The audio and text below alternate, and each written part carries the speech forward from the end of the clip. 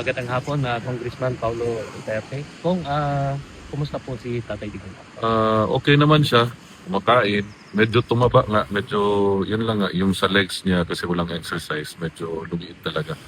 Pero healthy siya. Inaalagaan naman siya ng mga doktor dyan sa loob. May pag-asa ba tayo na makabalik si Tatay sa ating sarili? Muna itong ginaampo, no? Sa Ginoo. Ginaot. Makapalik pa siya sa Pilipinas. Pero according to him, dari lang siya daw siya, mientras si Pangag pang presidente. May mensahe ba siya kung sa mga kababayan natin Pilipino at sa mga militar? Ang message niya, wala pa nung nandyan na siya na sundin ang konstitusyon ng Pilipinas.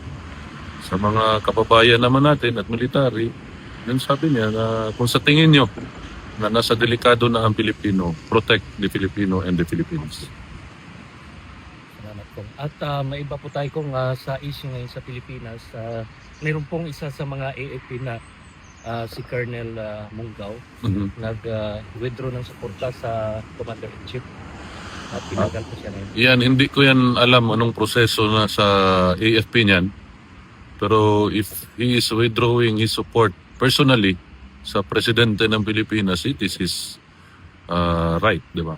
Pero when it comes to sa trabaho niya as a military man, hindi ko alam kung anong hakbang ng AFP niya. So lahat naman siguro ng tao gaya nito na. Human rights. Right din yan ng tao kung ayaw niya na yung presidente niya. Sabay ka na hagbangat ng presidente. About kay General Popes kung pinasuhan sa ngayon ng Sabi ko nga pag sinabi niyong may sinabi kayong masama sa presidente at nasakya niya ni sino tong bunganga ng presidente, huwag niyo nabanggit pangalan, ayaw ko rin siya makilala. Pag nabanggit ka niyan, tapos darating doon sa tenga nila Remulla, diretso ka ng inciting to sedition. Bayad na yan lahat. Huwag na galing yan lahat sa intelligence fund ng Pilipino. Magkanyan ba yan yung tela ng Pangulo kung hindi yan siya malaki allowance niyan? Alaman natin yan. Galing din kami dyan, madam.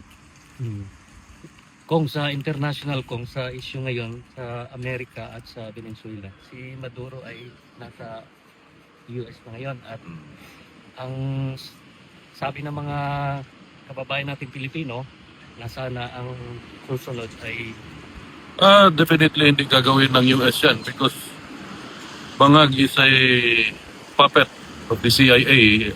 Alam naman ninyo lahat yan, linapas na yan ng lahat ng inano lang nila. Kinokontrol lang nila yung Facebook kasi yung Facebook is also under the eye of the Central Intelligence Agency of the US. So kaya isuppress talaga nila yung mga balita na ganyan.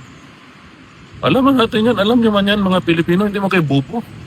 Hindi kagaya ng nakaupo dyan, walang pinag-aralan. Kung sa alam namin na matagal na po kayo sa politika mula bata pa at hanggang ngayon at kayo po ay hindi lang pang Davao City. Alam namin na kayo po ay pang buong Pilipinas. At ngayon, pinagkatiwalaan po ang mga Duterte sa mga Pilipino sa leadership.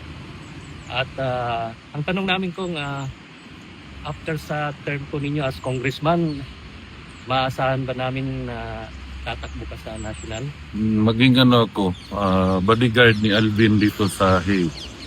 I leave it to the Davaoenos, no? My political career started in Davao City and I give it to the Davaoenos. Kung anong desisyon nila, doon ako. Anong desisyon ng pamilya ko, ng mga anak ko, doon ako. Pero ako personally, mas nindot siguro, mamasol na lang tayo sa amal. Fisherman, occupation, fisherman. Nga musukol og bangag. Halos ngayon sa mga na-interview namin sa mga sa survey sa mga Pilipino lang personally, gusto nila Duterte. Okay lang sa iyo, Gov?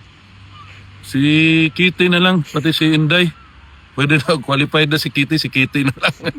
Labad sa ulo na. Pero sige lang, Ginoo ramen na ibalo sa ato ang padulngan aning kinabuhi. So, hulat lang ta, no? Kung asa ta dalhon sa Ginoo.